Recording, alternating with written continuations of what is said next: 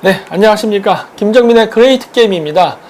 오늘은 저번 시간에 말씀드렸던 것처럼 그 하이난 항공그룹에 대해서 한번 이야기해 보도록 하겠습니다. 사실 이게 굉장히 일이 많아요. 저희가 지금 일주일에 2번 정도 방송을 하는데 매일매일 같이 어마어마하게 뉴스들이 쏟아져 나오는데 그거를 다 소화하기가 매우 힘듭니다. 저 같은 경우는 어떤 식으로 하냐면은 그 뉴스 기사를 읽고 이제 평론하는 게 아니라 저희는 어떤 사건 사고가 나면은 그 사건을 바탕으로 해서 여러 관련 자료들을 분석해서 이렇게 말을 하다 보니까 처음에 일어난 사건을 바로바로 보도하지 못하고 분석하는 시간이 필요해요. 그러다 보니까 일일이 대응을 다 못해요. 그러다 보니까 이제 생각했던 아이디어가 그때 김기사 아침에 그 내용을 할 때 중간에 일주일간 있었던 여러 뉴스들을 그렇게 말하는 식으로 이렇게 집어넣어서 조금씩 소화를 하고 있습니다. 그래서 오늘은 금요일이기 때문에 하이난 항공 조금 지났죠. 이제 한 2주 정도 지난 것 같은데 하이난 항공의 왕젠 회장이 죽은 죽음이 어떻게 우리나라 아시아나 항공 그다음 우리나라의 경제 외교 이쪽에 영향을 끼치는지에 대해서 말씀드리도록 하겠습니다. 먼저 조선일보에서 그때 났었던 거죠. 2018년 7월 4일 차이나머니 기업 사냥꾼 하이난 항공 HNA가 하이난 에어라인 약자예요. 그래서 하이난그룹 왕젠 회장 돌연 사망이라고 해서 이 왕젠 회장이 프랑스에 업무 시찰을 하던 중 추락해 중상을 입었으며 이후 치료를 받았지만 결국 3일 오후 향년 57세를 일기로 사망했다고 밝혔다. 라고 해서 죽었어요. 죽었는데 이게 그룹에서는 구체적인 사고 경위를 밝히지 않았다는데 이 부분이 조금 민심적어요. 왜냐면은 이게 우리나라에선 이렇게 뉴스가 나오고서 거의 이슈를 주목받지 못했습니다. 그냥 이게 사람이 죽었다 요 정도로만 끝났는데 사실 일본 쪽을 보면은 조금씩 의심의 눈초리로 보는 기사들이 많이 나왔습니다. 그래서 그쪽 거를 지금 제가 많이 참조를 했는데요. 일단 이 하이난 항공은요, 회장이 죽기 전에 많은 문제가 있었습니다. 첫째, 빚이 많아요.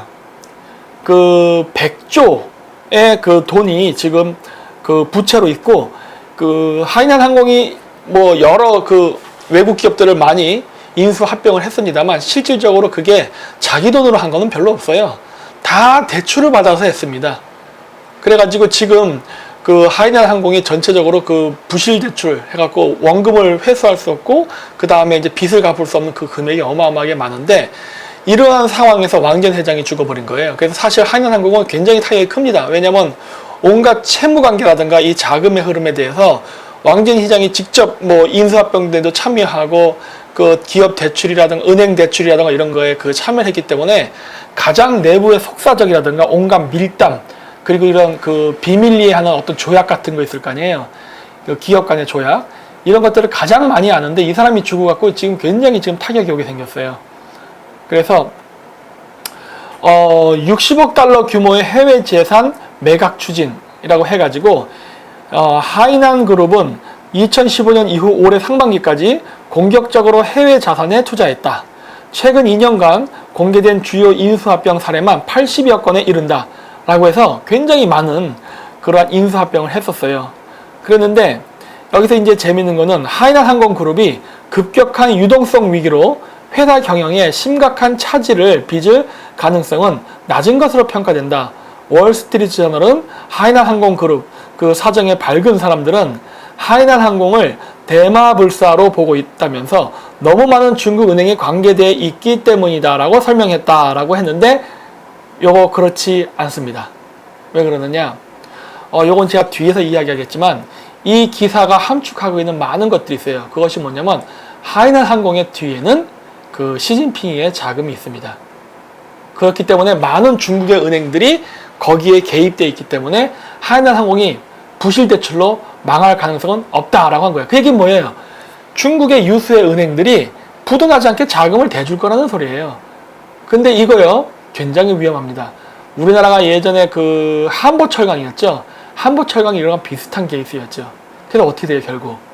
정부 자금으로 기업 빚을 막다가 망하거든요. 중국이 그럴 수 있어요, 지금. 중국 지금 상황 굉장히 안 좋습니다.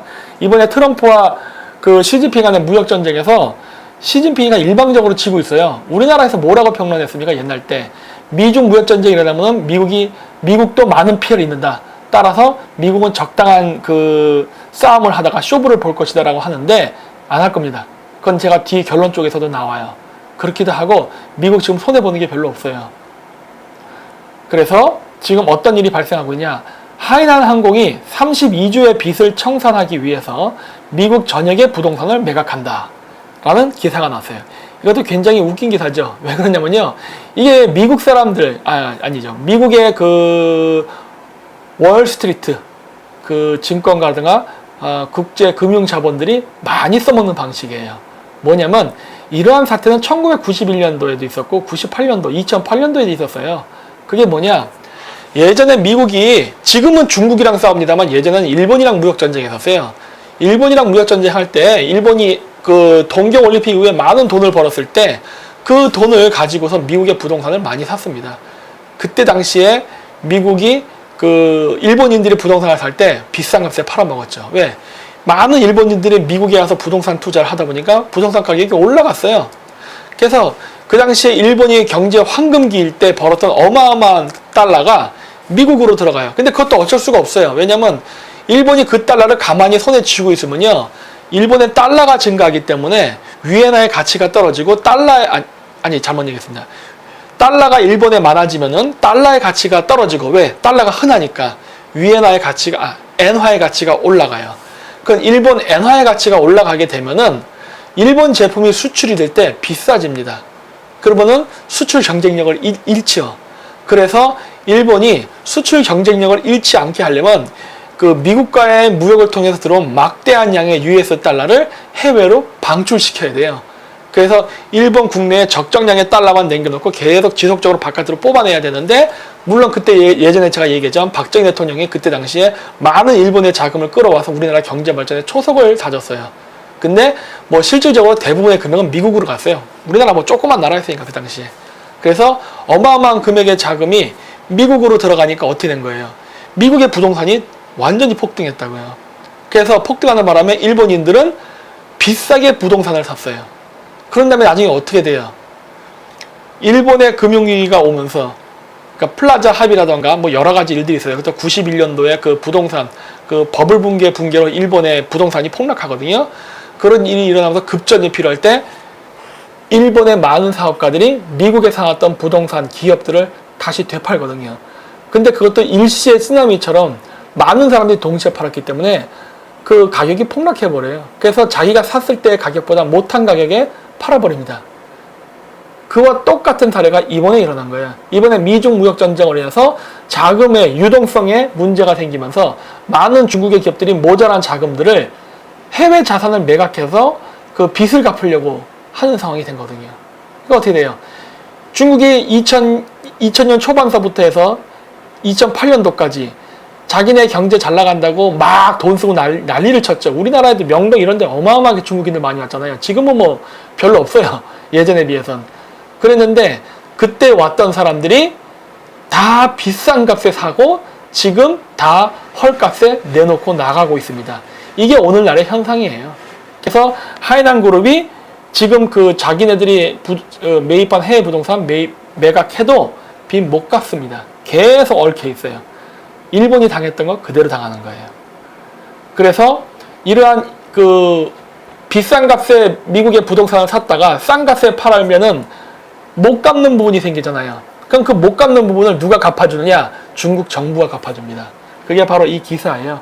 하이난 항공그룹 중신은행이 3조 4천억 원 지원 구사일생 해가지고 이렇게 기업이 금융위기에 몰리자 정부가 나서서 막아준 거예요. 이러면은 중국은 어마어마한 외환 반출이 일어나면서 국고가, 즉 외환 보유고가 줄어들면서 그 중국 전체의 그 국가 경쟁력이나 신용도가 떨어지게 됩니다. 나중에. 예. 그래서 이런 것들은 뭐 어떻게 보면은 짜고 치는 고스톱이에요. 중국도 짜고 치는 고스톱을 쳤는데 미국은 그 머리 위에 앉아갖고 더 큰 규모의 짜고 치는 고스톱을 했는데 거기에 당하고 있는 거죠. 그래서 하이난 항공그룹이 10만 명을 해고한답니다. 개별 기업 역대 최대. 도대체 얼마 명이나 직원이 있는지 몰라도 여기 뭐 기사에 보면은 전체 직원의 4분의 1이라니까 40만 명인가 보네. 어마어마한 기업이네요. 무슨 항공사 이렇게 직원이 많아? 근데 어쨌든 10만 명 일단 1차 해고했답니다. 근데 이거로도 안 돼요. 그래서 하이난 항공은 최근 채권단에 올해 1분기 최소 150억 위안, 약 2조 5천억 원의 유동성 부족에 직면할 것이라고 통보했다. 하이난 항공이 1분기에 상환해야 하는 부채는 650억 위안으로 약 11조 원에 달한다. 제가 얘기했잖아요. 아까 10조 정도였다고. 그렇죠? 이거 갚으려면 아직도 돈이 택도 없어요. 사람 자르고 중신은행에서 돈 붙여주고 부동산 해외 매각하고 막 이래야 그래도 좀 갚아요. 그래도 모자라.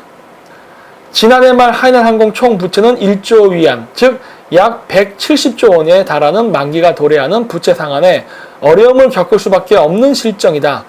첨성 하이난항공 그룹 회장은 외부 경영 환경이 어려워지고 중국 경제의 성장 속도가 느려지는 시기에 너무나 많은 MMA를 그러니까 인수합병을 해서 어려움에 부닥치게 됐다고 토로했다. 하이난항공은 올 들어 유동성 위기를 해소하기 위해 도이치뱅크 지분과 해외 부동산 등의 매각 작업을 벌이고 있다. 하이난항공이 보유한 해외 부동산 규모는 140억 달러로 추산된다. 이거 다 날아갈 겁니다. 다 날아가. 그래서 이게 정말 제가 안타까웠던 거예요. 제가 한미 군사동맹을 강화해야 된다고 했던 이유 중에 하나도 이거거든요. 뭐냐? 우리나라에 들어와 있는 중국 자본의 부동산들을 지금 미국이 이렇게 일시에 제거할 때 우리도 같이 할 수 있었는데, 우리도 중국 편드니까 우리는 이거 못하죠. 그래서 이 중국 쪽 일본 쪽 뉴스를 보면 몇 가지 재미있는 기사들이 있어서 제가 이렇게 표시를 해놨는데, 이 하이난항공 그 왕젠 회장이 죽은 다음에 그 유언장이 공개가 됐는데 좀 흥미로웠어요. 여기 보면은 뭐라 써있냐면, 하이난항공은 최근 국내 금융기관으로부터 막대한 자금을 받아서 적극적인 해외 그 MMA 기업 합병 같은 그런 거를 진행해 왔다. 미국 메디어가 작년 11월에 보도한 거에 따르면 하이난항공의 채무 규모는 1000억 달러, 약 11조 엔, 그러니까 우리나라 돈으로 약 110억 원 정도에 달했다고 이렇게 기사가 나왔어요. 같은 내용이에요. 그래서 여기서 이제 좀 재미있는 건 제일 위쪽 빨간색 친 것 중에 그 밑에 보면 왕젠 회장이 사망한 이후 그 15%의 주식이 해남성 자공공익기금회에 그 전달되었다고 한다. 그래서 이 그 공익기금회는 하이난항공의 22.75%의 주식을 보유하고 있다. 그래서 이 해남의 자선기금회는 그 하이난항공의 29.5% 주식을 가지고 있고, 왕치는 약 15%의 주식을 거기에 갖고 있는데, 이 두 개의 그 양 기금의 합계를 합치면 67.25%가 된다라고 했는데, 요거 참 그 뭐랄까 흥미로운 기사예요. 그러니까 하이난항공은요, 대주주가 자선단체입니다. 여기 해남성 자공공익기금회하고 얘가 22.75%를 갖고 있고요. 그 다음에 해남 자공자선 기금회가 29.5% 해갖고 두 개의 자선단체가 각각 22.75, 29.5%를 가지고 있어요. 그런 지분 구조로 되어 있어요. 그리고 왕젠 회장이 15%를 갖고 있었는데 유언장에 따라서 이 15%를 자선단체에 기부한답니다. 그래서 이 두 개의 그 자선단체가 이제 둘을 합치면은 그 주식 지유 비율이 67.25%가 된다는 거예요. 대주주가 된다는 소리예요. 근데 이것도 좀 이상한 게, 회장이 죽고 나서 왜 그 가족들이 이 지분을 포기하고 자선단체에 넘겼을까요? 요거는 그 구소련권, 그러니까 과거 공산권 국가들 그 민영기업에서 나타나는 특징이에요. 뭐냐면요, 왕젠 회장이요, 바지 사장이었어요. 그거를 나타내는 거예요. 바지 사장이었고, 이 자선단체라는 명목으로 있는 정체불명의 단체가 실질적인 세력입니다. 뭐 보나마나 정치권이랑 연결됐어요. 이거는 보나마나. 네. 그래서 뭐 몇 가지 좀 더 있는데 요거는 제가 통과하고 그 다음 번으로 보는 게 나을 거예요. 이게 뭐냐면 하이난 항공과 그 강택민파의 관계라는 거예요. 그래서 여기서 보면은 뭐라고 써 있냐면은 일부의 그 유식자들, 어떤 그 사람들에 의하면 민영 기업인 하이난 항공은 쇼센 중국어 도쿄구나. 뭐 어차피 중국 당국의 그 뭐랄까 권력자들의 그 어떤 그 비자 자금을 그 비축해 놓기 위한서 만들어진 단체이고, 거기로부터 그 뭐랄까 그 고위 공직자들이 자금을 빼가는 ATM기에 지나지 않는다고 비난했다고 해요. 즉 하이난 항공은요, 그 하이난 항공에 들어가는 모든 자금이 중국 고위 정치인들의 비자금의 돈 세탁 창구로 쓰였어요. 근데 그거는 그럴 만도 해요. 왜 그러냐면 그 여러분 하이난이라는 데 아세요 혹시? 해남도 하이난 따오라고 하는데, 이 해남도는요 그 주요 수입원이 관광입니다. 우리나라에서도 그 해남도 하이난 섬에 가는 그 관광 패키지 상품들 굉장히 많아요. 근데 해남도가 그 관광 외에 또 추가로 버는 수익이 뭔지 아십니까? 그것이 바로 카지노입니다. 그 카지노는요 주 수입원이 거의 돈 세탁이에요. 카지노 가서 돈 잃고 해서 그 카지노가 그 게임을 해가지고 돈을 버는 거, 그거 전체 금액의 극히 일부분이에요. 카지노 회사가 돈 버는 실질적인 그 영업 구조는요 거의 10중 8구 돈 세탁으로 돈을 법니다. 구체적인 방법은 제가 여기서 얘기 안 할게요. 괜히 그랬다 저 고소당할 수 있으니까. 어쨌든 그런 게 있어요. 그래서 하이난 항공은 우리나라로 치면은 일종의 제주도에 있는 제주항공에 불과한 아주 조그만 지역 항공회사예요. 그런데 그런 조그만 지역 항공회사가 무슨 돈이 있고 무슨 어떤 영업 실적이 있다고 그렇게 중국의 중앙은행들, 뭐 농공은행, 공상은행, 인민은행, 상업은행 등등 이런 여러 은행들이 왜 하이난 항공에 그렇게 어마어마한 금액을 출자해가지고 하이난 항공이 해외 부동산 매각을 하게끔 자금 지원을 했냐는 거예요. 그거는 바로 그 중국 내의 고위 공직자들이 하이난 항공을 이용해서 투자 형식으로 해서 해외 부동산 매입에 썼기 때문에 그래요. 그래서 이번에 하이난 항공이 부도날 위기에 처하면서 막 비싸게 사서 싼 값에 팔았다 했죠? 이 이야기가 뭘 의미하냐면 미중 무역 전쟁으로 인해서 중국의 많은 고위 공직자들의 재산이 날아갔습니다. 상당히 날아갔어요. 그거를 의미하는 거예요. 그리고 하이난 항공은 그러한 그 중국의 고위 공직자들의 돈 세탁하는 그 기업 중에 하나예요. 그 중에 하나예요. 하나인데 그 기업이 이번에 이렇게 타격을 받은 큰 사건이고, 이 사건의 그 배후에는 장택민이 있다라고 써놓은 거예요. 근데 이게 우리나라 국내에서는요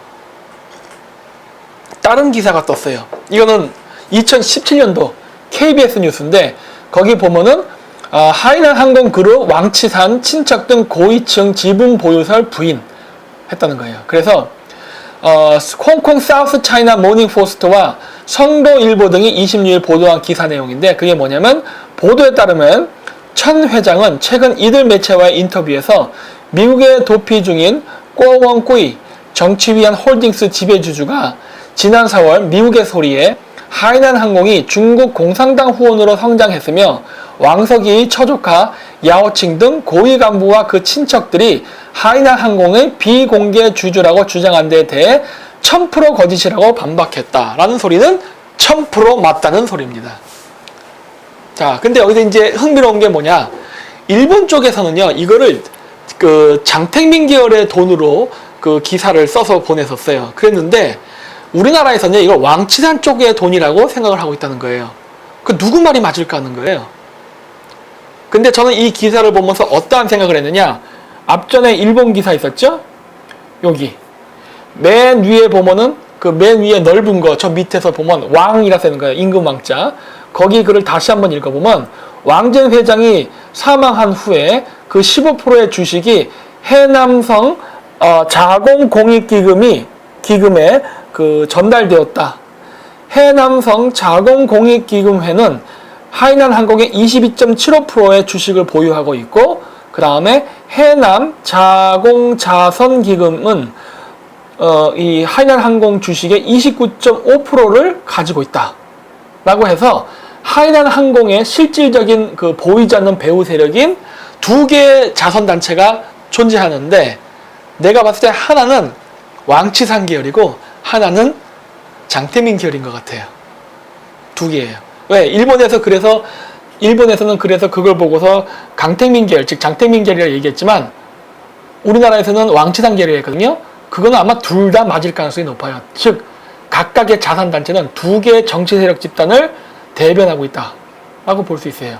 그러다 보니까 어떤 흥미로운 사건이 있었냐면, 옛날 때 그 중국의 안방보험이라고 있어요. 우리나라 동양증권이랑 그다음 알리안츠 생명을 그 인수했던 기업이 있는데, 그 기업이 그 비리 사건으로 걸릴 때 하이난항공도 같이 얘기가 나왔는데 하이난항공 얘기가 나중에 쑥 들어갔습니다.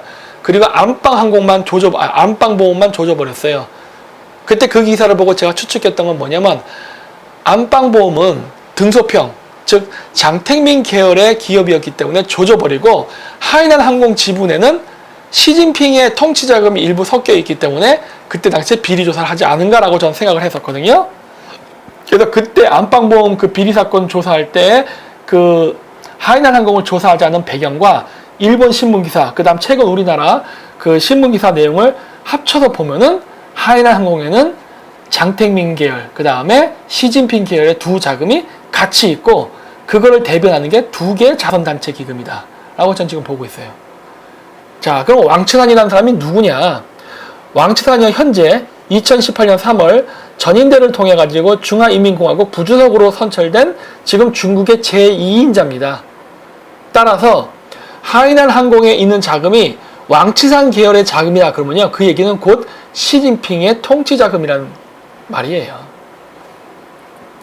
그래서 왕치산 시진핑 권력 호위 맞나 해갖고 2018년 2월 기사, 이미 그건 맞았다고 했었죠.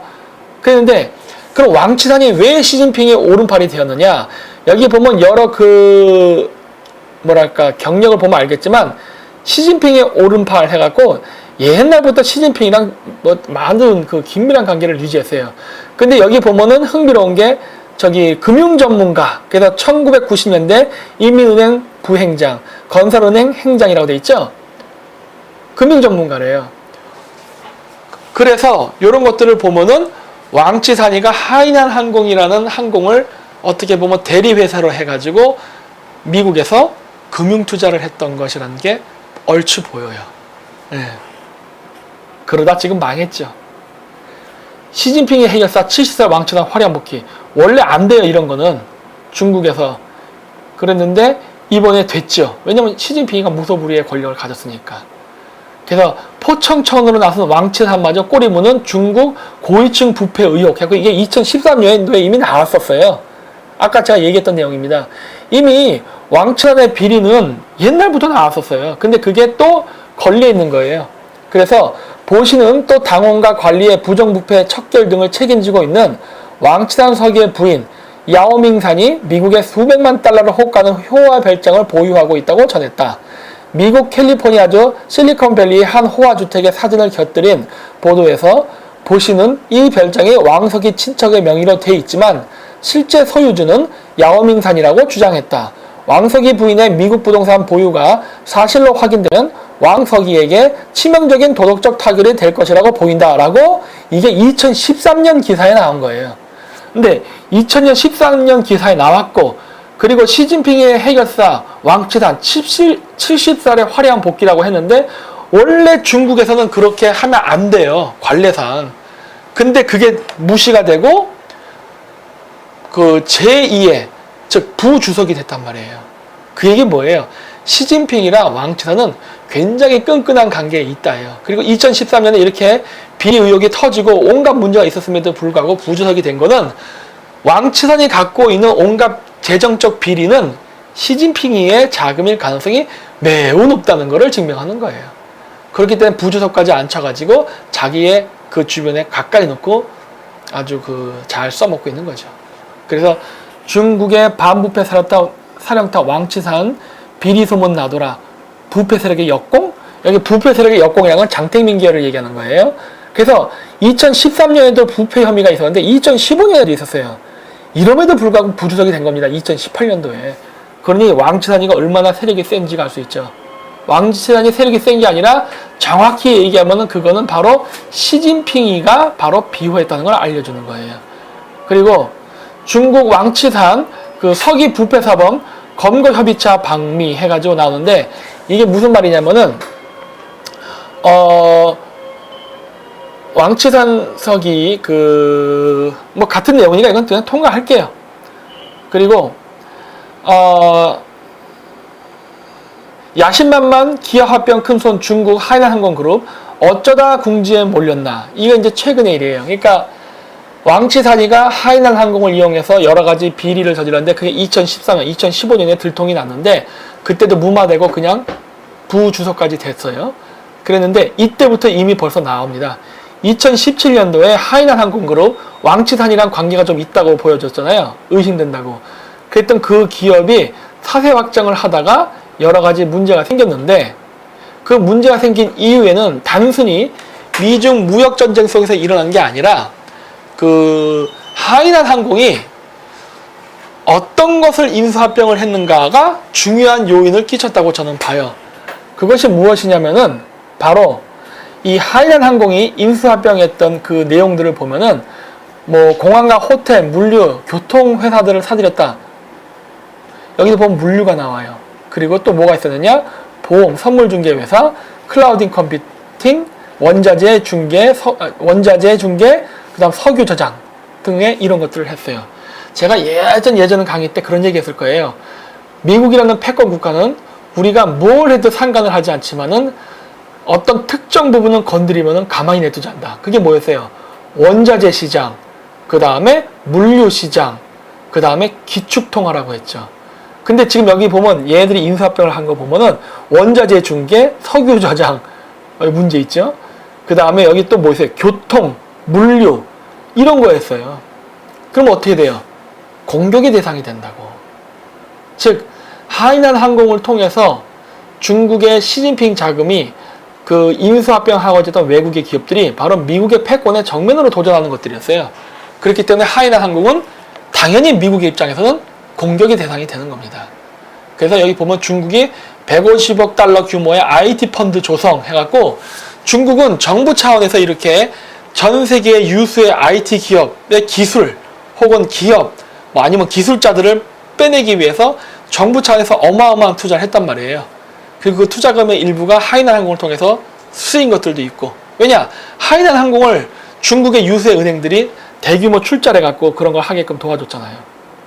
그러니까 이런 것들이 얽혀 있는 것이에요. 그래서 중국 기업들이 현재 전 세계에서 벌어지고 있는 많은 그 IT 기업들, 방위산업체 이런 것들 인수합병은요, 그냥 중국 개인 기업이 하는 게 아니라 중국 공산당의 국가 정책이에요. 그래서 하이난항공그룹 미국 IT 기업으로부터 소송당해. 그래서 나온 거예요. 그 다음에 요 기사는 뭐냐면 서울경제신문 사람들은 하이난항공그룹에 대해 들어본 적이 없을 것이다. 뭐 이런 식으로 써있는 기사인데 이 기사에서 제일 중요한 내용은 바로 중간에 나오는데 뭐냐? 조지 소로스입니다. 조지 소로스가 중간에 나와요. 이 보면은 뭐라고 되어 있느냐? 대박 신봉자. 대박 되게 좋아하네. 1993년 설립 당시에 하이난항공이 영위하던 사업은 하이난항공뿐이었다. 내가 얘기했잖아요. 하이난항공은요, 우리나라로 치면 제주도의 제주항공 같은 조그만 지역 항공회사예요. 그땐 단 2대의 비행기만 보유하고 있었다. 초창기 후원자는 헤지펀드 매니저 조지 소로스였다. 그는 2,500만 달러를 투자해 지분의 25%를 매입했다. 미국의 입김이 들어가 있었어요. 좀 더 정확히 얘기하면 국제금융자본이죠. 그래서 하이난항공 회장 천은 소로스는 안목이 매우 좋은 것 같다. 우리가 성공할 거라고 예상했기 때문이다. 라고 말했다. 이거에 말려들었죠. 예? 중국이 성장을 하면서 그 칼날을 가슴속에 깊이 숨기고 있다는 걸 알았기 때문에 마사지 들어가서요. 벌써 처음부터. 중국은 개혁개방 초창기부터 미국이 잡아먹으려고 키운 아주 살찐 돼지에 불과해요. 이제 잡아먹을 때가 됐어요. 이제 고사를 지낸 제사 날짜만 받고 있는 거예요. 우리가 여기에 스키다시로 들어간 거죠. 하이난항공 망하면 아시아나항공 같이 망하겠네. 그건 제가 그 이유를 좀 이따 얘기할게요. 그래서 경고등 켜진 중국 경제, 기업부도 5월까지 작년에 3배 넘는다. 줄줄이 망하고 있습니다. 줄줄이 망해. 전 세계에는 경제가 호황이라는데 어떻게 한국하고 중국만 이렇게 불황인지 모르겠어요. 응? 중국 경제의 불황은 미국에게 반항했기 때문이고 우리나라 경제의 불황은 전 정권의 불황 문제라면서요. 웃기는 소리죠. 웃기는 소리. 예? 외교를 잘못하면 이렇게 되는 거예요. 이거 아직도 인정 안 하고 저한테 악플 다는 좌파놈들 많아요. 응? 근데 공부해버리는 거예요. 공부. 중국 기업들의 일단 디폴트는 그동안 과도한 부채 의존에 성장해온 중국 기업들의 성장세가 한계에 도달했기 때문이다. 이걸 제가 비공개 강의 때 여러 번 얘기했어요. 제 비공개 강의 때 오신 분들은 아실 거예요. 중국 경제 성장 GDP가 얼마나 말도 안 되는 가짜인가에 대해서 제가 GDP 경제 성장 공식을 예를 들어서 얘기하면서 중국은 빚더미 위에 쌓인 그냥 가난한 나라일 뿐이다라는 걸 여러 번 강의했었어요. 그래서 국제결제은행 BIS에 따르면 중국의 기업 부채는 국내 총생산의 170% 수준으로 100% 안팎인 한국, 미국, 일본 등에 비해 월등히 높다. 좌파애들이 항상 그런 얘기해요. 미국 부채 더미의 나라다. 일본 마찬가지다. 한국도 위험하다. 근데 중국은 13억의 인구와 어떤 큰 소비 시장과 제조업을 갖고 있어서 미국을 능가한다. 따라서 한국은 중국에 붙어야 된다. 그런 얘기 여러 번 했어요. 그때 제 비공개 강의 때 온 어떤 분도 그런 얘기를 했어요. 그래서 제가 그때 그 얘기 했다고요. 중국의 부채가 GDP 대비해서 한국보다 높은 거 알고 있냐고. 모르더라고. 나오는 거예요. 미국의 부채는요. 달러로 갚으면 돼요. 그쵸? 달러 어느 나라 돈이에요? 미국 돈이야. 찍어서 국민 주면 되지 뭐. 그 다음에 일본의 부채 대부분이 엔화예요. 뭐예요? 일본의 화폐예요. 그럼 어떻게 하면 돼요? 찍어서 주면 되지. 근데 한국하고 중국은 그 외채가 뭐예요? 달러라고. 갚으려면 달러가 확보돼야 돼요. 우리가 달러 확보할 수 있는 방법은 뭐예요? 수출. 빚으로 갖고 오면 또 이자가 발생하고 부채가 생기니까 그거 안 하려면은 결국 열심히 일해서 돈을 벌어서 수출을 해가지고 그 돈 갖고 빚을 갚는 방법밖에 없어요. 그거는 한국, 중국이 동일해. 따라서 우리가 빚을 갚으려면은 달러를 많이 벌어야 돼요. 달러를 많이 벌기 위해서는 기축통화를 갖고 있는 미국이라던가 그 다음에 서방 국가랑 좋은 관계를 유지해야지 빚을 갚는 거예요.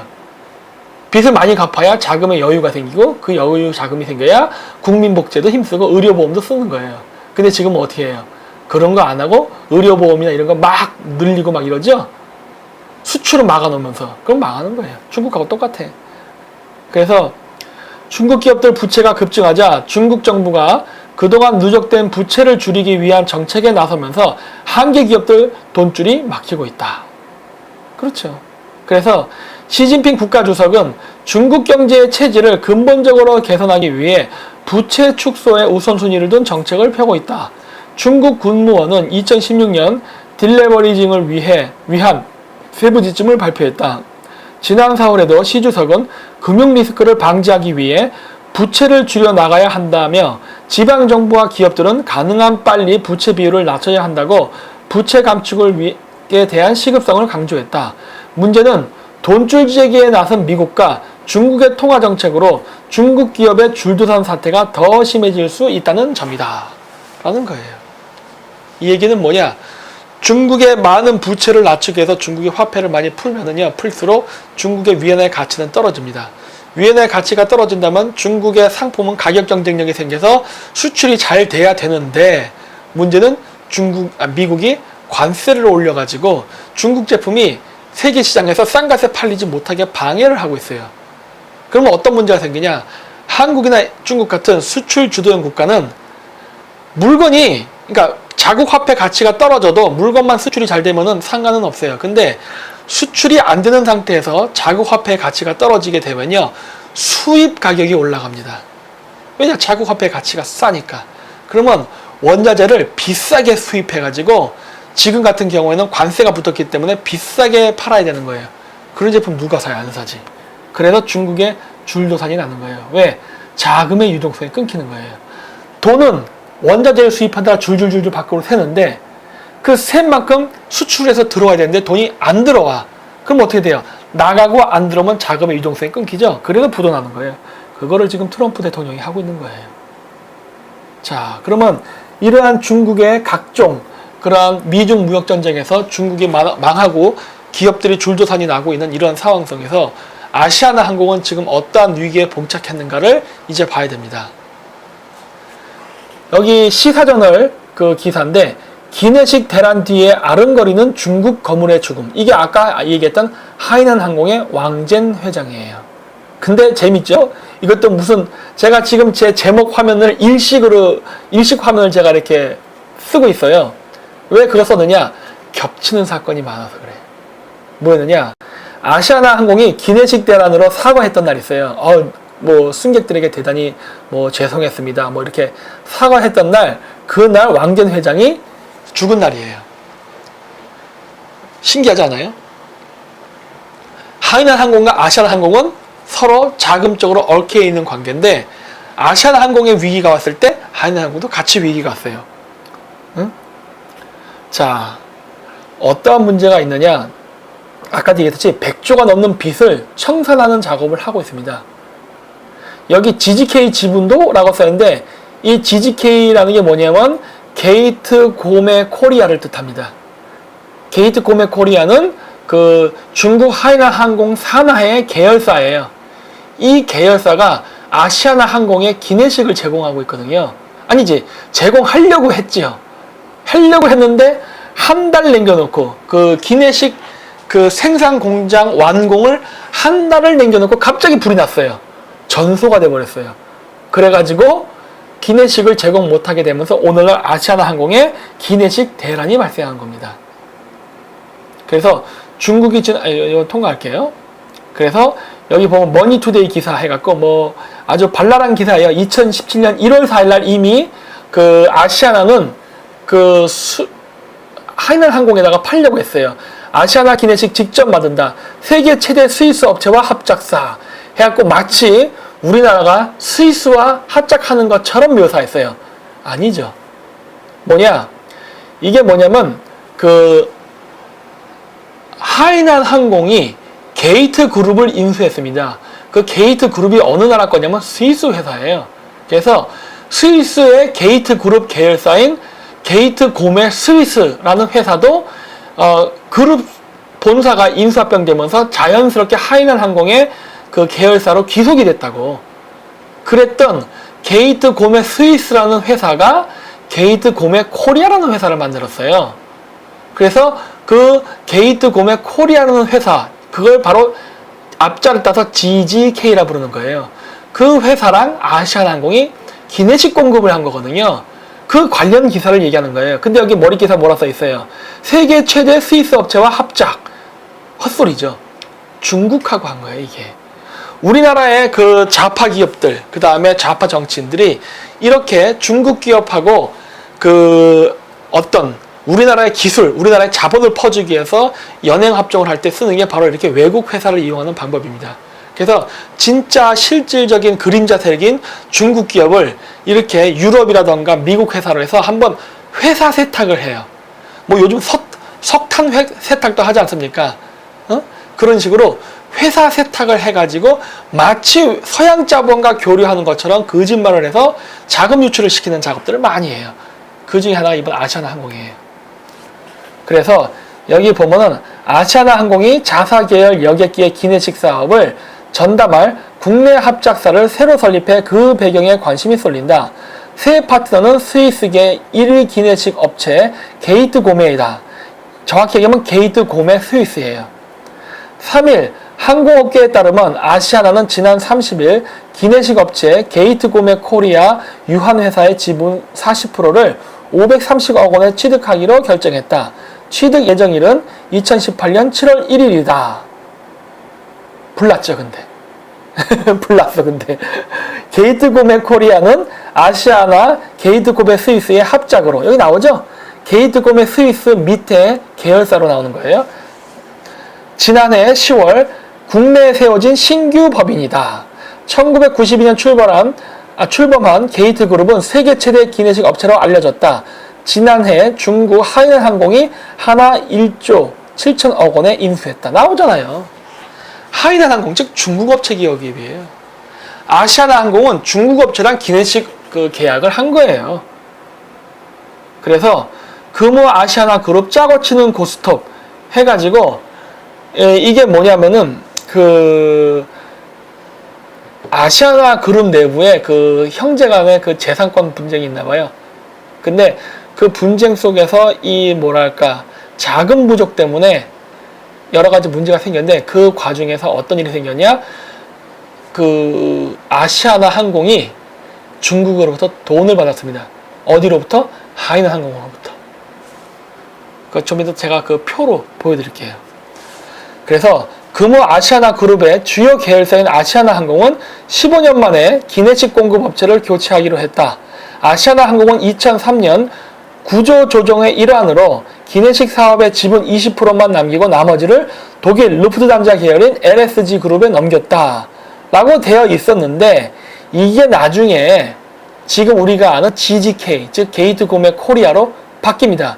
우리가 먹었던 아시아나 기내식은요, 원래 루프트단자 계열의 LSG 그룹이었어요.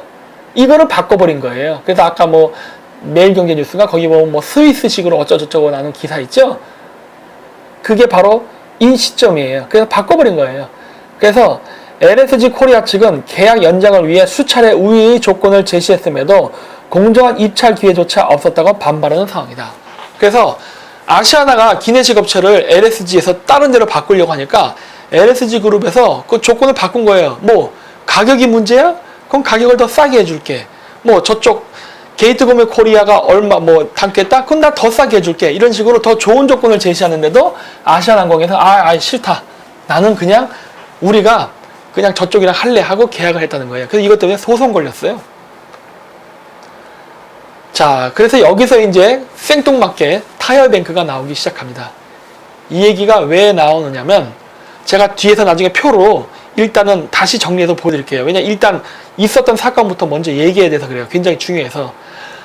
아시아나 항공이 그 권력 승계 과정에서 서로 싸우고 이러는 과정이 있었는데 이러면서 경영 부실 이런 것 때문에 회사가 부채가 많이 생겼어요.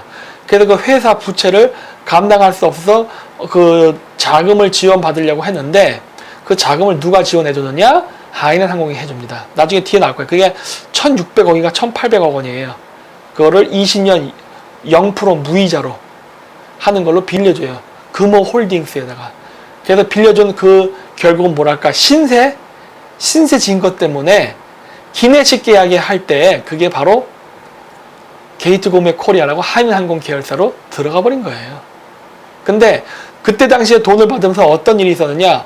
아시아나 항공 계열 밑에는 금호 타이어가 있습니다. 근데 그 금호 타이어를 그 경영난 때문에 팔려고 그랬어요. 근데 금호 타이어에서 만드는 그 타이어가 세계에서 제일 좋은 타이어예요. 우리나라에 그 전라도에 그 제대로 된 그 기업이 몇 개 없잖아요. 근데 세계에서 제일 좋은 타이어를 만드는 그룹이 그 회사가 전라도에 있다고. 금호 타이어. 이거 아시아나항공 전라도 기업이잖아요. 그래갖고 워낙 좋은 품질의 그런 타이어를 만드니까 우리나라 방위산업체로 등록돼 있어요. 우리나라 그 항공기 이착륙할 때 이게 착륙할 때 팍 처음 땅에 부딪힐 때 그 타이어 마모가 굉장히 잘 된다고요. 근데 가장 덜 마모되게 하는 기술을 금호 타이어가 갖고 있어요. 세계에서 제일 좋아. 이거를 지금 중국이 인수하려고 하는 거예요. 그래서 그런 것 때문에 우리나라에서 여론이 시끄러웠어요. 이거 하면 안 된다. 왜 우리나라 방위산업체를 중국 기업에게 팔아넘기냐. 가뜩이나 중국은 전 세계를 돌아다니면서 중국의 무기를 최첨단화시키기 위해서 온갖 IT, 그 다음에 이런 방위산업체, 이런 고급 기술을 가진 기업들을 인수합병을 하는데 왜 우리나라 아시아나항공은 금호 타이어를 하필이면 중국에 팔려 하냐. 그래서 그러면 안 되고 우리가 해결해야 된다 해서 이러한 분위기가 있을 때 타이어뱅크라는 우리나라의 회사가 그거를 인수하려고 했습니다. 그랬는데 그거를 누가 딴지를 가고 제지를 가하냐? 산업은행이에요. 산업은행은 제가 늘 얘기하지만 매국 기업입니다. 산업은행장은 정부에서 꽂아요. 지금 문재인 정권에서 꽂아가지고 하죠. 산업은행이 지금 하는 건 뭐예요? 죄다 중국에 우리나라 기업 팔아먹는데 앞잡이 노릇을 하고 있거든요. 이건 나중에 여러분들이 직접 찾으세요. 그리고 제가 중간중간 이런 식으로 제가 하나씩 띄엄띄엄 공개할게요. 산업은행이 우리나라에 어떠한 만행을 저지르고 있는가는 산업은행이 저지른 일 중에 그 만행 중에 하나가 바로 금호타이어를 중국에 팔아넘기는데 일조했었어요. 그때 뭐 말은 많아요. 뭐 어쩌고저쩌고 뭐 타이어뱅크는 돈도 없고 뭐 부실하고 뭐 할 능력이 안 된다. 뭐 온갖 보고서와 얘기를 해갖고 못하게 해놓고서 뭐 타이어뱅크랑 비교도 안 될 정도의 어마어마한 부실을 가진 하이난항공에다가 팔게끔 하죠. 그랬는데 그때 당시에 보면 산업은행, 이거 결국 정부랑 관련된 거거든요. 산업은행은 민간은행 아니잖아요. 그러니까 정부, 그 다음에 또 금호타이어 밑에 있는 노조들도 타이어뱅크가 인수하는 건 못하게 방해하죠. 그래서 외국 기업, 정확히 얘기하면 중국 기업이에요. 중국 기업에 팔리게끔 온갖 대모하고 진상 따라갖고 금호타이어를 중국에 팔아넘기는데 일조하죠. 왜 노조랑 정부가 그때 그렇게 한편이 돼서 우리나라 기업을 외국에 팔아넘기려 했을까? 이상하지 않습니까? 제가 늘 얘기하죠. 좌파 정권은 친중 정권이라고. 여기서도 극명히 드러나는 거예요. 그래서 타이어뱅크는 27일 대전 상공회의소에서 금호타이어 인수 방침을 발표하는 것으로 알려졌다 해갖고 하려고 했다가 못했어요. 왜? 산업은행에서 자격이 안 된다. 그래서. 근데 이것도 골 때리죠. 타이어뱅크의 회장이 뭐라고 얘기했느냐. 금호타이어 인수 추진한다. 가동률을 높여서 고용도 보장해주겠어요. 그러니까 지금 뭐야. 그 금호타이어에서 일하는 그 민주노총 새끼들, 그 새끼들도 고용 보장해주겠다고 했어요. 내 보장해줄게. 너희들 안 자른다. 내가 많이 비즈니스 해가지고 열심히 일해가지고 많이 수출한 다음에 너희들 안 잘리게끔 해줄게 라고 했는데 산업은행은 안 돼. 타이어뱅크는 부실이 많아. 해서 못하게 딱지 걸고, 그리고 금호타이어에서 일하는 그 노동자들, 민주노총 애들은 결사 반대. 우리는 외국 기업에 팔리기를 원한다. 그 사진도 있어요. 인터넷에 한번 검색해보세요. 해가지고 스스로 외국 기업에 넘어갔어요. 근데 나중에 뒤쪽에 얘기했지만 하이난항공 지금 부도나고 있거든요. 지지케이도 지금 망할 수 있어요. 그럼 금호타이어 직원들 어떻게 되는 거예요? 길거리에 내앉게 생겼네 지금. 응? 쌤통이죠. 그래서 제가 얘기잖아요. 민주노총이 임금 인상 어쩌저쩌 진상 떨어서 기업들 말아먹고 자기네들 실업자 되는 거 저 하나도 안 불쌍해요. 제가 불쌍한 거는 기업이 망하는 게 불쌍해요. 예? 열심히 일해서 부자가 됐는데 부자를 못되게 하는 놈들, 이런 놈들이 저는 나쁜 놈이라고 생각하지. 왜 열심히, 아니 자본주의 국가에서 돈 버는 게 왜 죄야? 그래서 김 회장은 이날 기자회견에서 금호타이어가 중국 더블스타의 통째로 매각되는 것을 보면서 참으로 안타까운 심정이라며 금호타이어 매각에 대한 문제 해결이 되지 않고 있기 때문에 국내 기업으로서 가만히 지켜보고만 있을 수는 없어 인수를 추진하게 됐다라고 해서 하려고 했다고요. 막았지. 그래서 금호타이어를 인수하기 위해서 뭐 했어요?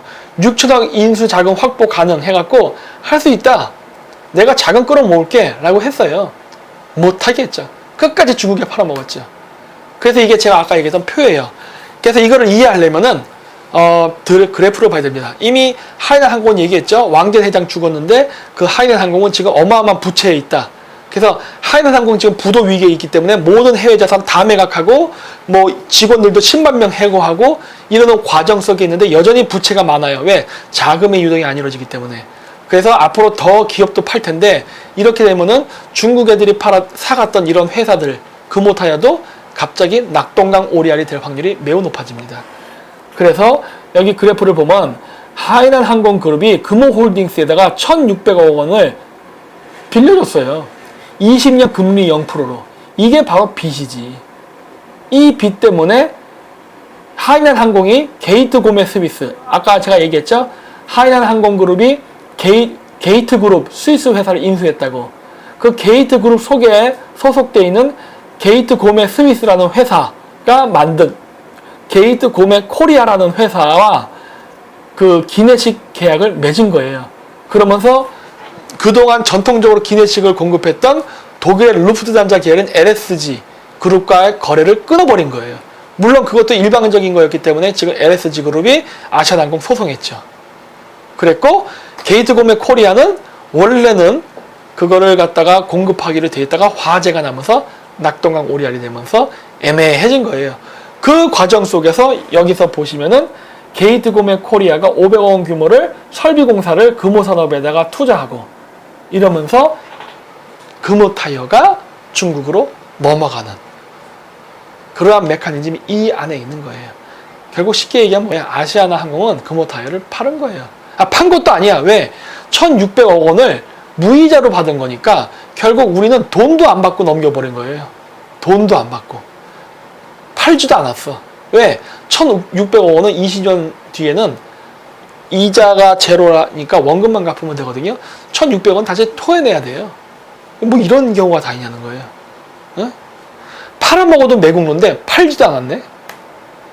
근데 이것이 한일항공하고 좀 어떻게 얽히느냐. 시간 연대선으로 보면은 게이트 그룹이 인수가 되고 그래가지고 이제 그 대한항공의 기내식 계약하고 막 이런 시기에 무역 전쟁이 일어났고 그 과정 속에서 중국 정부에서 한일항공의 그 외환 유출을 제재를 하게 됩니다. 이거 왜 이렇게 됐냐면요. 그 여러분 기억나실 거예요. 2017년도에 그 시진핑이가 중국의 외환 자금이 유출되는 것을 엄격히 금지합니다. 왜? 중국의 부자들이 중국이 망할 것 같으니까 돈을 들고 전부 다 미국, 캐나다, 유럽으로 도망갔거든요. 그러면서 달러가 엄청나게 유출되자 달러가 유출되는 걸 막기 위해서 외환 나가는 거를 철저히 통제하고 있어요, 지금. 그러니까 어떻게 된 거예요? 중국에 자꾸 달러가 들어오고 하면은 달러의 가치는 떨어진다고요. 이 얘기 지금 하면 안 되죠. 여기서 지금 헷갈리니까. 그 얘기는 잊어버리십시오. 어쨌든 그래가지고 외환이 유출되지 않게 막았다고요. 그러다 보니까 어떻게 돼요? 하이난 항공이 그 기업 인수합병을 많이 했다고 했잖아요. 인수합병을 많이 하면서 외채를 많이 썼거든요. 빚이 많아요. 그래서 그 빚도 돌려막게 해야 되고 그 인수합병한 회사들 그 살리려면 또 자금도 투입해야 되고 뭐 월급 줘야 되고 투자해야 되고 많은 돈들이 있잖아요. 이거 다 어떻게 해야 돼요? 중국에서 저쪽 외국으로 돈이 나가야 되잖아.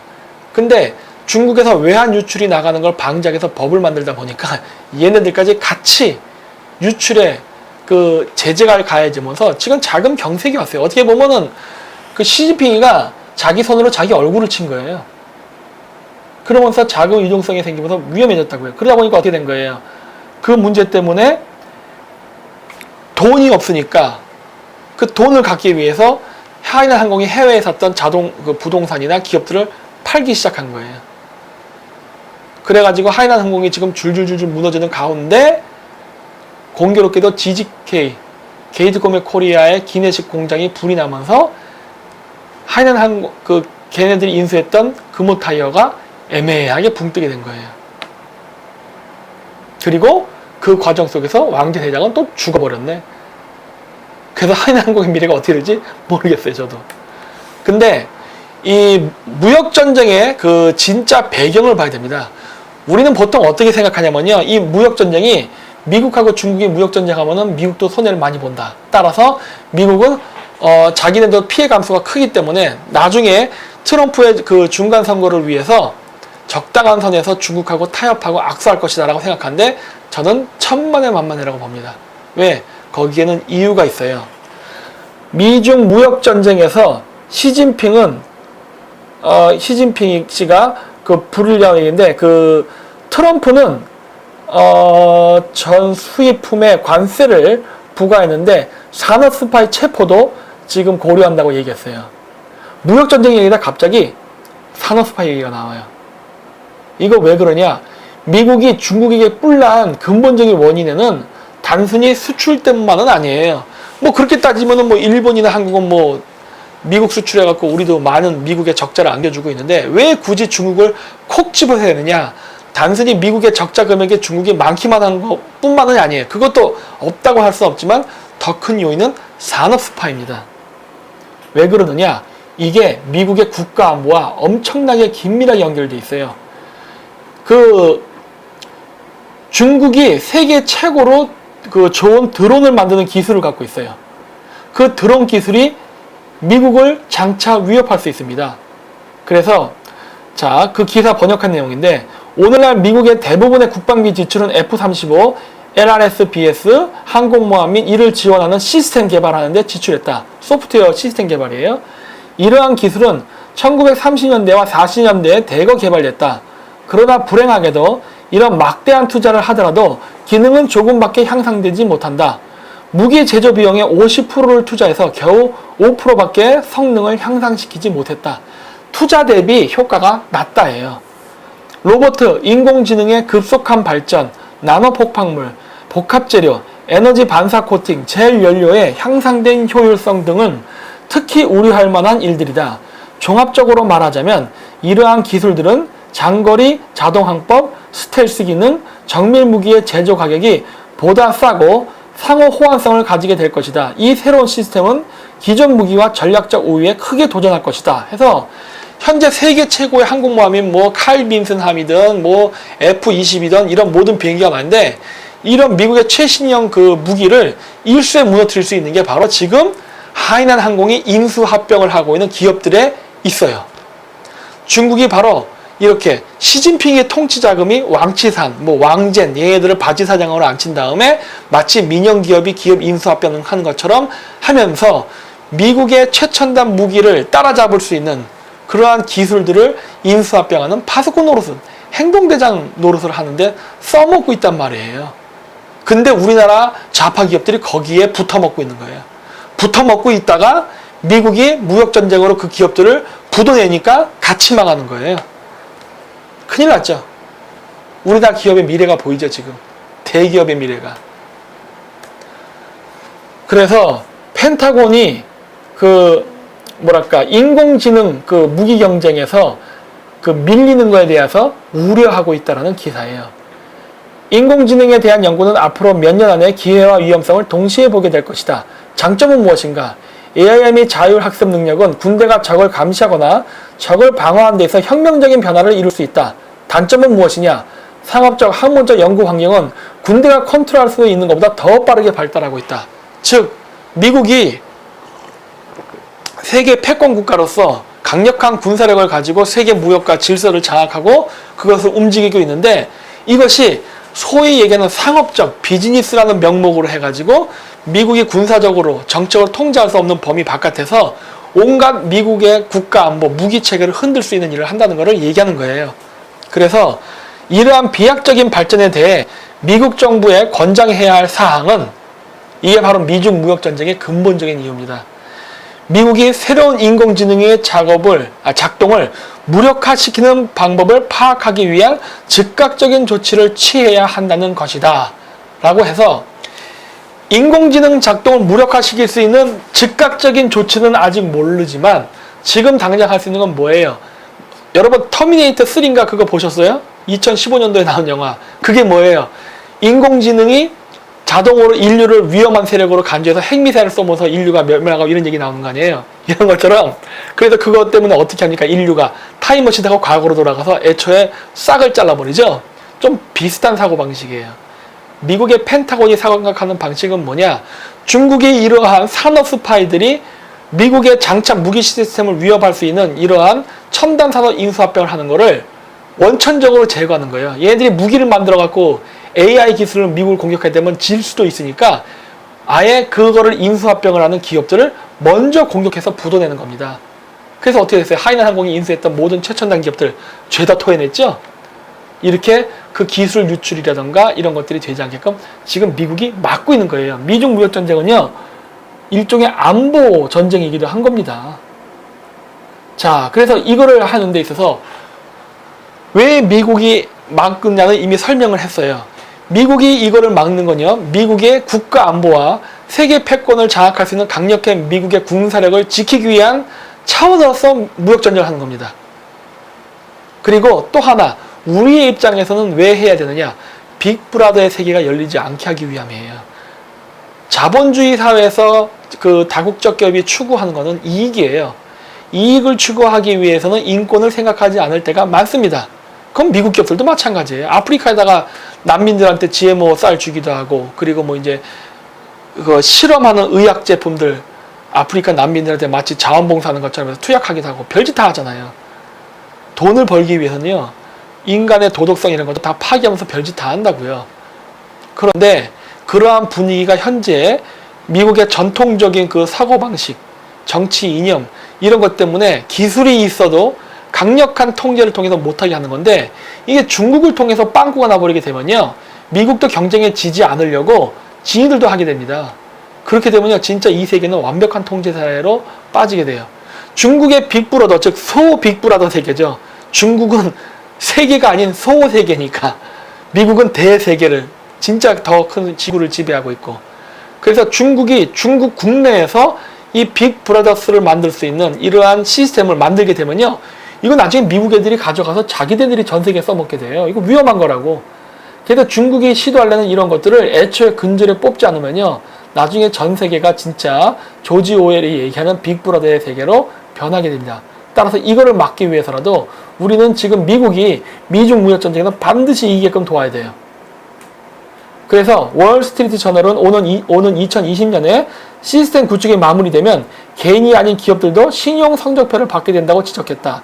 이건 뭐냐면 외국 기업들까지 다 자기 정부의 입맛에 맞냐 안 맞냐로 출신 성분 등급 구별해갖고 자금 출자라던가 이런 것까지 다 통제하겠다는 거예요. 그리고 빅브라더스 중국 해갖고 무단 횡단된 전광판에 얼굴 이름 뜬다. 이거 이미 하고 있어요. 지금은 중국만 해요. 지금은. 이게 전 세계 확장될 우려가 있는 거예요. 그래서 부작용을 우려하는 이들도 적지 않다. 특히 지난해 중국 정부가 주요 교회와 이슬람 사원, 절 곳곳에 감시 카메라를 설치를 지시한 것이 그 예이다. 지정된 장소에서 공인받은 성직자에 의해서만 제한적으로 종교 활동을 할 수 있는 중국에서 종교시설에 카메라를 설치한다는 것 자체가 종교 활동을 하지 말라는 이야기와 같다는 지적이 나온다. 그러나 중국 정부는 아랑곳하지 않는 모양새다. 오히려 지난달 전국인민대표대회에서 정보기관들의 권한과 정보 수집권을 대폭 강화하는 내용이 담긴 국가정보법안이 의결된 이후 감시의 폭을 점점 더 넓히고 있다. 이 짓 하고 있는 거예요. 근데 우리나라는 국정을 해체하고 있죠. 거꾸로 가고 있죠. 그리고 빅브라더 사회 꿈꾸는 시진핑. 왜냐? 시진핑은 장기 집권을 하려면 이렇게 감시 체계를 정확히 해야 돼요. 그래야 반대파 숙청이 용이하거든. 그래서 사회 신용 시스템은 5개 부문 30개 영역에서 국민 개개인의 온 오프라인상 신용, 금융, 사회, 시민 활동 정보를 수집한다. 수집된 정보는 정부의 분석에 따라 350에서 950점 사이의 점수로 평가된다. 높은 점수를 받을 경우 대출을 받을 때 유리할 뿐만 아니라 의료 교육부터 창업 지원까지 다양한 혜택을 받을 수 있고 해외 비자 취득, 공항 보안대 통과 등에서 우선시될 수 있다. 현재 중국 최대 전자상거래 업체인 알리바바에서 테스트 버전을 시험 중이며 중국 정부 2020년까지 이를 전국적으로 확대할 방침이다. 라고 해서 이렇게 중국의 전 인민을 감시할 수 있는 그러한 시스템을 만들려고 해요. 근데 중국에 그러한 기술이 없어. 그래서 시진핑의 비밀 통치 자금이 하이난 항공이라든가 기타 여러 민영 회사로 가장한 국영 기업이 바로 기업 인수합병을 통해서 그 기술을 사고 있는 거예요. 사서 중국 국내에 인프라를 구축해서 감시 시스템을 만들고 그리고 미국의 최첨단 무기에 대항할 수 있는 무기 체계를 만드는 작업을 하는 거예요. 그렇기 때문에 미국이 공격하는 겁니다. 자, 이게 왜 그러느냐? 중국이 4차 산업혁명에 올인하는 이유 역시 디지털 레닌주의로 이해할 수 있다. 공산주의 사상이에요. 빨갱이 사상. 무인단속 카메라 CCTV에 인공지능과 범죄 용의자 데이터베이스를 연결한 천왕 프로젝트가 대표적이다. 천왕은 CCTV에 찍힌 사람 차량 등을 인공지능이 분석해 성별이나 연령, 복장, 차량 종류 등을 정보를 실시간으로 표시한다. 뭐 이렇게 나오는 거예요. 그래서 이거 하려고 하는 거예요. 이거 하려고. 이거 자칫 잘못하다가 나중에 미국에서도, 즉 미중 무역전쟁, 패권 경쟁에서 만약에 미국이 지게 되면요, 미국 정계에서도 이런 분위기가 형성되게 될 거라고요. 봐라, 중국은 이렇게 국민들을 일사불란하게 통제해갖고 반대파들을 제거하고 국론을 일치화시켜서 싸웠기 때문에 우리처럼 자유민주주의를 얘기하면서 의견이 갈라져 있고 이러해서 우리가 단계를 못해서 졌다, 이런 식의 분위기가 형성되면요, 그때부터 전 세계는 빅브라더화가 한 번에 이루어지는 겁니다. 이거 막으려면요, 미중 무역전쟁에서 트럼프가 이겨야 되는 거예요. 조지 소로스 빅브라더 사회에 코앞에 왔다 경고. 아, 정말 아이러니하네, 이 사람. 이 사람은 대체 왜 이래? 뭐, 어쨌든 간에, 왜냐면 이 조지 소로스가 사실 하이난 기업 같은 거 처음에 시드머니 제공해줬잖아요. 예. 뭐, 그래서 뭐, 권위주의적 국가 빅데이터를 가지고 있는 대기업이 손잡을 경우 국가적 지원을 통해 매우 진보된 수준의 모니터링 시스템과 결합될 수 있다는 것이다. 때문에 소로스는 조지 오웰, 제가 아까 얘기했던 상상했던 것보다 훨씬 통제 정도가 심한 전체주의 제어 네트워크가 형성될 가능성이 있다고 경고했다. 서로스는 또한 해당 플랫폼의 소유주들이 스스로를 우주의 주인이라고 생각하고 있지만 실제로는 지배를 옹호하는 노예에 불과하다고 지적했다. 서로스가 이런 또 간만에 좋은 얘기도 하네요. 응? 응? 나이 90살이 되면서 철들었나봐. 그래서 이거 빅브라더 다 통과할게요. 다 같은 내용이니까. 그래서 일종의 중국이 디지털 5호 담당제 시스템을 만들고 있습니다. 그것이 뭐냐면 쉐랑 공정이에요. 중국 공산당의 슬로건인 대중의 눈은 눈처럼 밝다에서 이름을 따온 쉐랑 공정은 올 1월 중국 공산당 중앙위원회가 추진을 위한 계획을 공식적으로 밝혔다. 중국 사천성의 경우 이미 쉐랑 공정의 일환으로 1만 4천 개 마을에 4만 대 이상의 감시 카메라를 설치하도록 했다. 와, 놀랍네요, 놀라워. 이렇게 하는 거예요. 중국은 지금 세계 패권을 노리고 있어요. 근데 이게 중국 국내에서 이것이 성공하게 되면 그 다음 어디로 가느냐? 중국 주변의 제후국으로 갑니다. 특히 어디? 홍콩, 싱가포르, 한국. 인터넷이 가장 잘 돼 있는데. 근데 아이러니하게도요, 김대중 정권 때 IT를 제일 많이 발전시켰어요. 그쵸? 그래서 또 뭐까지 하냐면, 빅브라더 중국 사람들 머릿속까지 감시하는데, 이게 뭐냐면요, 아세요? 그 옛날 헐리우드 영화 중에 마이너리티 리포터. 그 영화가 뭐예요? 범죄를 저지를 것 같은 사람을 미리 예측해서 미리 체포하는 그런 거잖아요. 지금 중국이 그거 하고 있습니다. 그거. 그래서 뭐냐? 중국 정부의 지원을 받아. 또 중국 정부예요.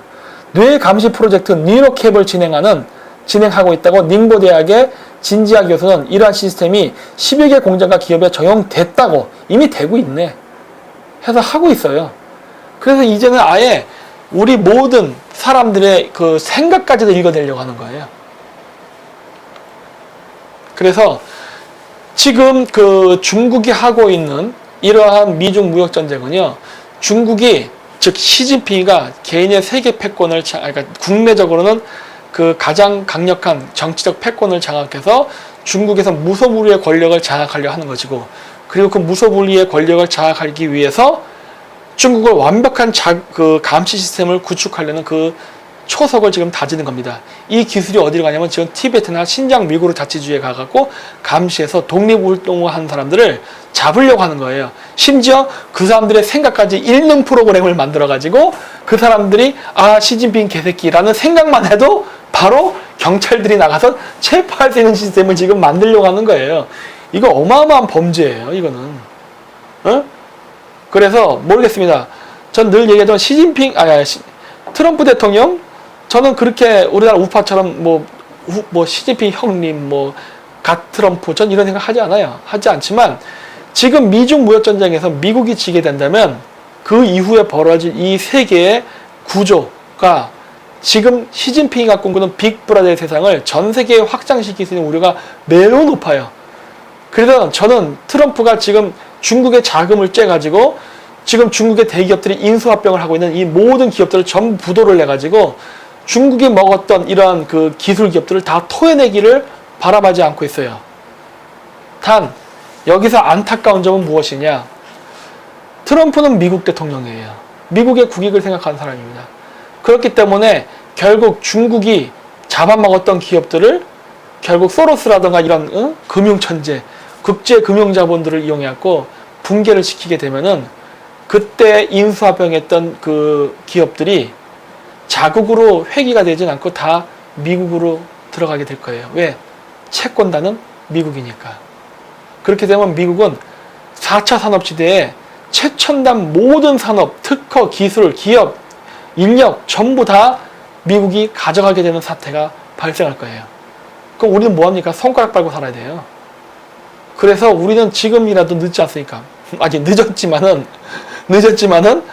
어떻게든 우파가 혁명을 하든 두들겨 패든 구태타라든 뭘 하든 어떻게라도 가능한 빠른 시일 내에 이 상황을 바꿔가지고 우리나라의 대기업들이 망해서 중국에게 인수합병 됐다가 미국으로 가는 이 사태를 막아야 된다고 봐요. 안 그러면 우리나라 사람들 다 실업자 됩니다. 저는 민주노총에 가입된 노조들이 실업자 되는 것에 대해서는 전혀 동정심이 없어요. 그 새끼들은 매국노니까. 하지만 노조에 가입되어 있지도 않은데 괜히 걔네들의 진상짓 때문에 피해를 보는 많은 그 민주노총에 가입되어 있지 않은 비조합 노동자들, 그 다음에 그 가족들, 그 다음에 취업을 준비하고 있는 구인 준비하는 많은 청소년들, 그리고 이제 고생할 만큼 고생해서 이제는 좀 편안하게 살고자 하는 정년퇴직자들의 국민연금, 이런 거 날아가는 거는 볼 수가 없다는 거예요. 그래서 우리나라 대기업들이 가능한 한 많이 살아남아서 있었으면 하는 바람이 있는데, 이런 식으로 우리나라 문재인 정권이 중국 기업에 팔아넘기고 우리나라의 그 기업들을, 그리고 그 기업들을 팔아넘기를 방어해야 될 산업은행이라는 데가 오히려 그걸 부채질을 하고, 그리고 민주노총이 자기의 회사에 대한 애사심이 없이 중국 자본에 팔아넘기라고 데모를 하고 불지르고 하는 건요, 도저히 용납이 안 된다는 거예요. 이런 정권이 계속 유지되면 우리가 불리해져요. 잘 생각해 보세요. 일반 사람들이 생각하기에 트럼프는 문재인이랑 사이가 안 좋으니까 문재인 정권은 쓰러뜨리려 것이라 생각하지만 저는 그렇게 생각 안 합니다. 왜? 제 입장에서는요, 이제 문재인은요, 꽤 쓸만한 놈이에요. 꽤. 왜? 문재인이가 하고 있는 친북 정책, 이번에도 석탄 세탁하다 걸렸죠? 이거 걸리게 되면 우리나라 경제 제재 또 받는 거예요. 경제 제재 받으면 우리나라 기업 무너져요. 그 무너지는 기업 중에 4차 산업, IT, 아니면은 뭐 삼성 반도체 같이 뭐 어떤 돈 되는 사업 같은 기업들 무너지면요, 미국 애들이 다 가로채 갈 겁니다, 이제. 그래서 문재인이의 대북 원조 정책은요, 미국 입장에서는 좋은 거예요. 왜? 기다렸다가 그런 건수 있으면 건수 잡아서 우리나라 경제 제재에서 무너뜨리면 되니까. 문재인이 5년 동안 가면요, 우리나라의 유수의 기업들은 다 부도납니다. 미국 애들이 가져갈 거예요. 어떤 우파 사람들은 그래요. 그것도 속 시원한 일이에요. 아니, 저는 그렇게 생각하잖아요. 왜? 문재인 정권 거덜난 다음에 우파 정권이 정권을 잡은들 완전히 거지가 된 기업 속에서 우리가 뭘 할 수 있겠어요? 우리 아무것도 할 게 없어요. 상처뿐이 영광이 된다고요. 그러지 않기 위해서는요, 진짜 이거 빨리 해결해야 됩니다. 예. 그래서 뭐 이번에 보니까 뭐 자유한국당에서도 뭐 비대위원장 보니까 뭐 노사모 출신이 되더라고요. 예? 그런 식으로 하면서 우파 활동이 되겠습니까? 예? 참 한심한 노릇이죠. 이런 식으로 되면요, 우리나라의 미래는 필리핀이에요. 베트남 볼 것도 없어요. 필리핀이에요. 왜? 미국이 한반도를 왜 포기합니까? 필리핀 수준으로 떨어뜨린 다음에 개돼지가 됐을 때 초콜릿 주면서, 말 들으면 초콜릿 주고 말 안 들으면 끊고 하는 식으로 애완견 나르듯이 하면서 우리나라를 끌고 갈 거예요. 여태까지는 인간적으로 끌고 왔어요. 그랬기 때문에 이 정도의 OECD에 가입될 정도의 경제 부국이 됐지만 이런 식의 행동을 하게 되면 다 망합니다, 진짜. 그러니까 우리나라가 앞으로 바라봐야 될 거는 아시아나 기내식 항공을 보면서 우리나라 기업인들, 이 좌파 기업인들이 얼마나 국제사회, 국제전쟁에 무감해가지고 그저 자기 경영권 박어, 자기 돈, 자기 뭐 영업이 이것만 생각하다가 어떻게 망하나를 보여준 아주 좋은 사례라고 저는 보는 거예요. 이런 사례가 이것만 있는 거 아니에요. 굉장히 많아요, 지금. 이거 일일이 다 소개할 수가 없어요. 근데 아시아나 기내식 사건은 최근에 굉장히 이슈가 됐기 때문에 제가 이 아시아나 기내식 사건을 미중 무역전쟁 속에서 어떠한 상황에 지금 빠진 딜레마인가를 소개하기 위해서 한 예로서 제시했습니다. 작게는 아시아나 항공이지만 이게 크게는 우리나라 대한민국 전체의 딜레마거든요. 그래서 아시아 기내식 사건을 단순히 조그맣게 전라도 기업의 뭐 어쩌고 이런 걸로만 보지 말고 우리나라가 앞으로 겪게 될 큰 미래의 본보기라 생각하는 관점에서 제가 이런 새로운 시각으로 우리나라 그 아시아 기내식 사건과 중국 하이난 항공 왕전 회장의 죽음이 어떻게 연결되었나를 오늘 이렇게 평론을 하게 되었습니다. 네, 감사합니다.